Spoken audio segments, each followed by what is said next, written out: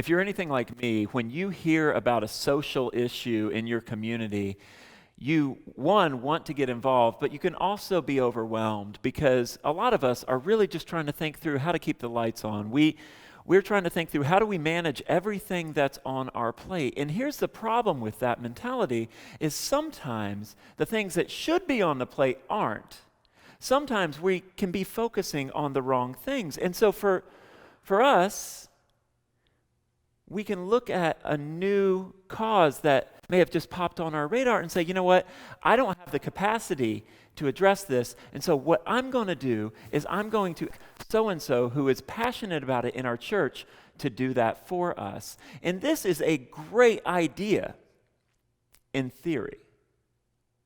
But what happens is when you just empower one person, the vision for whatever issue this is never really going to come to its fullest fruition.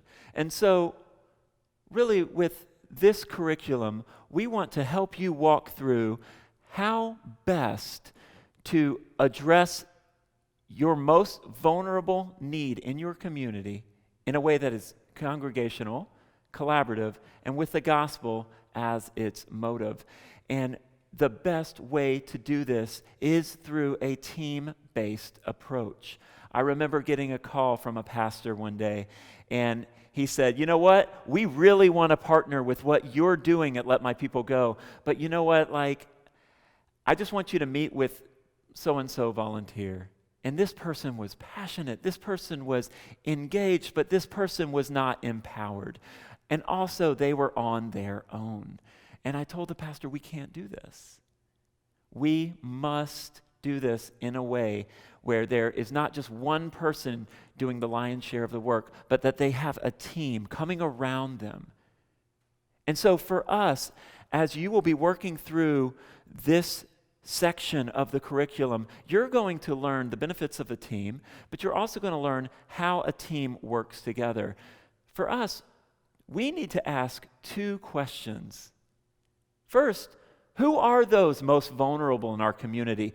Who are those who traffickers are most likely to target? The second question is who is already working with those who are most vulnerable?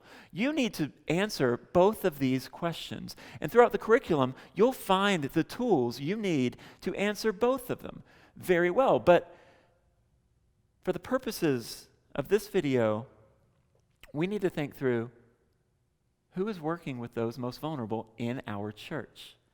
Who are the people who have a passion to address these social causes in our community? Let's get them together. Let's listen to them. Let's see what they're already doing. You may have someone in your church who's in law enforcement. You may have someone who is working in a nonprofit.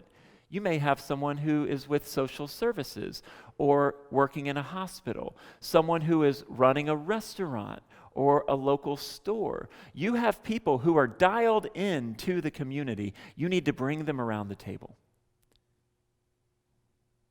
This does not need to be something that one person does, but you need to bring those who are already engaged. And you know what? You may identify those who may not be engaged, but they're passionate. It may be an empowered Sunday school teacher or small group leader. It may be someone who's been working in the nursery. It may be someone who has heard about this issue and they want to get involved.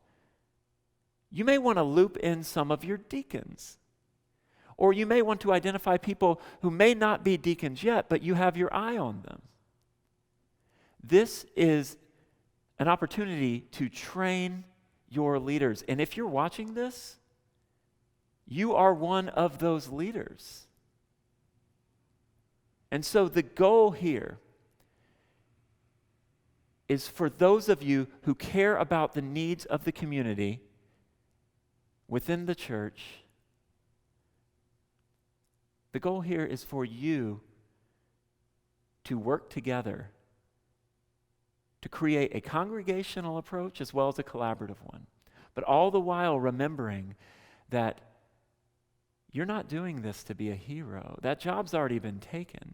And that hero lived, He died and he rose to make you right with the Father. And now, because of Jesus' sacrifice on your behalf, you are free to sacrifice for others. And as you work in this team, you will give sacrificially. You will spend time researching the issues in your community. But you're also going to spend time as those who are on the front lines, addressing the issue in your church. You will be the first responder. So thank you for joining this Justice and Mercy team.